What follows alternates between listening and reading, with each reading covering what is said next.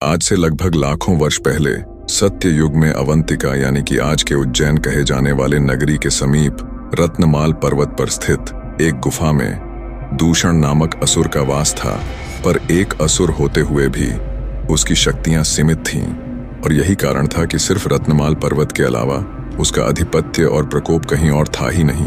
पर दूषण दिन रात सिर्फ अवंतिका ही नहीं बल्कि पूरे पृथ्वी में अपने राज्य विस्तार का स्वप्न देखा करता था। उसकी भी कामना बाकी ताकतवर असुरों की भांति पूरे संसार में राज्य करने की थी और वह भी ताकतवर असुरों की भांति प्रकृति को भोगना चाहता था। पर उसे भूतकाल में हुए बाकी असुरों के दुस्साहस का परिणाम भी ज्ञात था। उसने एक असाधारण और बेजोड़ शक्ति की प्राप्ति के लिए ब्रह्मदेव की तपस्या करने का निर्णय कर लिया। फिर दूषण रत्नमाल पर्वत के जंगलों में ही ब्रह्मदेव की तपस्या में लीन हो गया। उसने लगातार कई वर्षों तक ब्रह्मदेव की घोर तपस्या की। कई दशक बीतते चले गए पर ब्रह्मदेव अब तक प्रकट न हुए। पर दूषण ने भी हिम्मत न हारी और वह लगातार तपस्या में लीन रहा। फिर एक दिन वह घड़ी आ ही गई जब ब्रह्मदेव दूषण से प्रसन्न होकर रत्नमाल पर्वत पर प्रकट हुए और दूषण को घोर तपस्या से जगाकर अपना इच्छुक वरदान मांगने को कहने लगे। जिसके बाद दूषण ने ब्रह्मदेव को अपना अभिवादन देते हुए उनसे अपना मुंह मांगा वरदान देने के लिए वचनबद्ध करने लगा। जिसके बाद ब्रह्मदेव ने विवश होते हुए दूषण को मुंह मांगा वरदान देने का वचन दे बैठे।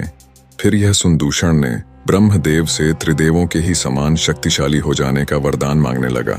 जिसके बाद ब्रह्मदेव आश्चर्यचकित हो उठे और उन्होंने इसे नामुमकिन बताया। जिसके बाद दूषण ब्रह्मदेव को वचनबद्ध होने की दुहाई देने लगा। फिर ब्रह्मदेव भी धर्म संकट में पड़ गए और साथ ही गहरी सोच में भी। काफी देर तक चिंतन करने के बाद ब्रह्मदेव ने दूषण को त्रिदेवों के ही समान अत्यंत ही शक्तिशाली हो जाने का वरदान दे दिया, पर साथ ही अपनी शक्ति का दुरुपयोग शिव भक्तों पर न करने की चेतावनी भी दे दी। जिसके बाद दूषण ने ब्रह्मदेव को किसी भी प्रकार का कोई परामर्श न देने की बात कहकर जोरों से ठहाके लगाता रहा। फिर यह सुन ब्रह्मदेव मुस्कुराते हुए रत्नमाल पर्वत से अंतर्धान हो गए। इसके बाद दूषण अपने गुफा में वापस आकर तपस्या से प्राप्त शक्तियों का इस्तेमाल करते हुए अंधेरे में डूबे हुए अपने गुफा को एक राजमहल में परिवर्तित कर सिंहासन में विराजमान हो गया और ठहाके लगाता हुआ अपनी मायावी ताकत से हजारों की संख्या में आसुरी योद्धाओं को उत्पन्न करने लगा। साथ ही दूषण उन विशाल आसुरी सेना को लिए अवंतिका नगरी समेत आसपास के सभी अलग अलग राज्यों पर एक भयावह हमला कर अपने राज्य का विस्तार करना शुरू कर दिया। उसने अपने हमले के दौरान अनगिनत राजाओं समेत उनके तमाम सैनिकों को बड़े ही क्रूर तरीके से मौत के घाट उतार दिया। दूषण ने बेहद कम समय में ही अवंतिका समेत कई राज्यों और कबीलों को अपने अधीन कर लिया था। यहाँ तक कि उसकी शक्तियों से प्रभावित या भयभीत होकर पाताल लोक के कई असुर भी उसके साथ संधि कर चुके थे। समय के अनुसार दूषण का प्रभाव और ताकत इतना बढ़ चुका था कि उसकी नजर जिस राज्य पर पड़ जाती वहां के राजा बिना युद्ध लड़े ही भयभीत होकर अपना राज्य दूषण को सौंपकर अपनी जान बचाकर काफी दूर चला जाया करते और जो राजा ऐसा न करते उनको दूषण युद्ध में परास्त कर मौत के घाट उतार दिया करता। साथ ही उनके राज्य समेत उनकी रानियों पर भी अपना अधिकार कर लेता। दूषण के इसी क्रूरता के कारण उसे सारा संसार काल के नाम से भी जानने लगा था। समय यूं ही बीतता गया और तमाम राज्यों को लगातार जीतने के साथ साथ अब उसकी नजर भगवान की पूजा पाठ कर रहे तमाम ऋषि मुनियों पर जाने लगी। भगवान की पूजा पाठ करता देख वह साधु संतों से ईर्ष्या करने लगा था। उसने सोचा कि जब पूरा राज्य उसके अधीन है और वो स्वयं ही त्रिमूर्ति की भांति अत्यंत शक्तिशाली भी है तो यहाँ भगवान की ही जय जयकार क्यों? जय जयकार तो सिर्फ दूषण की ही होनी चाहिए क्योंकि वही तो है सबका करता धरता।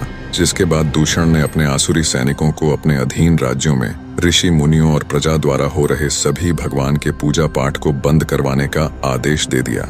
इसके बाद दूषण की आसुरी सेना साधु संतों के साथ साथ सभी प्रजा को भी भगवान की पूजा पाठ तत्काल ही बंद करने के लिए दबाव डालने के साथ साथ भयभीत भी करने लगे। और जो इसका विरोध करता दूषण उसके समक्ष स्वयं ही आकर उसका काल बन जाता और उसे मौत के घाट उतार देता। ये सिलसिला यूं ही कई महीनों तक ऐसे ही चलता रहा। जिसके बाद दूषण अपने अधीन राज्यों में भगवान की पूजा पाठ और यज्ञ को पूरी तरह से बंद करवा चुका था। जिसके बाद उसकी छाती काफी चौड़ी हो चुकी थी और उसका आत्मविश्वास जोरों से ठाके लगाए जा रहा था। पर वहीं दूसरी तरफ अवंतिका नगरी में ही 4 ब्राह्मण भाई, जो कि महादेव के परम भक्त थे, उन्होंने महादेव की पूजा पाठ और यज्ञ बंद नहीं की, बल्कि दूषण समेत उसकी आसुरी सेना से बिना डरे उसके नाक के नीचे ही अपने पूजा पाठ और यज्ञ को यूं ही जारी रखे हुए थे। दिन यूं ही बीतते गए और एक दिन दूषण को उसके गुप्तचर द्वारा उन 4 ब्राह्मण भाइयों के द्वारा हो रहे महादेव के पूजा पाठ एवं यज्ञ के बारे में पता चला, जिसके बाद वह गुस्से में आग बबूला हो उठा। फिर उसने ब्रह्मदेव के वरदानी शर्त को ध्यान में रखते हुए अपने कुछ आसुरी सैनिकों को, उन 4 शिव भक्त भाइयों को तत्काल ही महादेव की पूजा पाठ और यज्ञ को सिर्फ रुकवाने और कड़ी चेतावनी देने का आदेश दे दिया। जिसके बाद दूषण के आसुरी सैनिक उन 4 ब्राह्मण शिव भक्त भाइयों के समक्ष आ खड़े हुए और थोड़ी नरमी से महादेव की पूजा पाठ एवं यज्ञ को तत्काल ही हमेशा के लिए बंद करने की बात कहने लगे, जिस पे उन 4 ब्राह्मण भाइयों ने उन असुरों को इसके लिए साफ साफ इनकार करते हुए तत्काल ही अपने आश्रम से वापस लौट जाने की बात कहने लगे। जिसके बाद दूषण के आसुरी सैनिक विवशता पूर्वक वहां से वापस रत्नमाल पर्वत की ओर लौट गए। और यहाँ जब आसुरी सैनिक दूषण के समक्ष असफल होकर लौटे और उसे सारी बात बताने लगे, तो दूषण के क्रोध का ठिकाना न रहा। वह पूरी तरह से तिलमिला उठा, जिसके बाद उसने उन 4 शिव भक्त ब्राह्मण भाइयों को मौत के घाट उतारने का मन बना लिया और अपनी धारदार तलवार लिए वह जैसे ही अपने महल के बाहर निकला कि अचानक उसे महादेव की एक आकाशवाणी हुई, जिसमें महादेव ने उसे यह गलती न करने की चेतावनी देते हुए इतना कहकर महादेव अंतर्धान हो गए। जिसके बाद दूषण एक गहरी चिंता में पड़ गया और कुछ क्षण वहीं रुककर सोचने लगा। फिर उसने सोचा कि वो तो स्वयं भी त्रिदेवों के समान ताकतवर है, तो फिर एक त्रिदेव से ही क्यों डरना। जिसके बाद दूषण जोरदार हुंकार भरते हुए अवंतिका नगरी की ओर निकल पड़ा। और यहाँ अवंतिका में 4 शिव भक्त ब्राह्मण भाई महादेव के यज्ञ में लीन हुए बैठे थे कि तभी वहां अति क्रोधित दूषण का आगमन होता है और 4 ब्राह्मण भाइयों को महादेव की पूजा पाठ तत्काल ही बंद करने की चेतावनी देने लगता है। जिसके बाद 4 ब्राह्मण भाई दूषण को एक कदम भी आगे न बढ़ने और साथ ही वापस लौट जाने की बात कहने लगते हैं। फिर इतना सुनते ही दूषण का क्रोध सब्र के बांध को तोड़ता हुआ फूट पड़ता है और फिर दूषण अपनी धारदार तलवार लिए 4 ब्राह्मण भाइयों पे टूट पड़ता है। दूषण जैसे ही अपनी तेजधार तलवार घुमाए अति तीव्र गति से 4 ब्राह्मण भाइयों के ऊपर प्रहार करने वाला होता है कि तभी अचानक उनके मध्य धरती कांपने लगती है और बेहद तीव्र गति से धरती वहीं फट पड़ती है, जिससे कि दूषण झटके खाता हुआ काफी दूर जा गिरता है। और यहाँ धरती का सीना छींड़कर महादेव महाकाल का रूप लिए धरती से बाहर निकलते हैं और एक जोरदार गर्जना भरते हैं, जिन्हें देख दूषण थड़ थड़ कांपने लगता है। महाकाल के इस प्रलयनकारी रूप को देख दूषण समझ जाता है कि हो न हो ये स्वयं महादेव ही हैं। जिसके बाद दूषण अपने वरदानी शक्ति का इस्तेमाल करते हुए लाखों की संख्या में आसुरी योद्धाओं को प्रकट करने लगता है। जिसके बाद तमाम आसुरी योद्धा महाकाल के ऊपर घात लगाते हुए एक साथ में टूट पड़ते हैं। पर महाकाल के प्रचंड प्रहार के समक्ष दूषण के लाखों आसुरी योद्धा भी कम पड़ने लगते हैं। महाकाल बेहद तीव्र गति से अपने त्रिशूल से ही तमाम असुरों को मौत के घाट उतारने लगते हैं।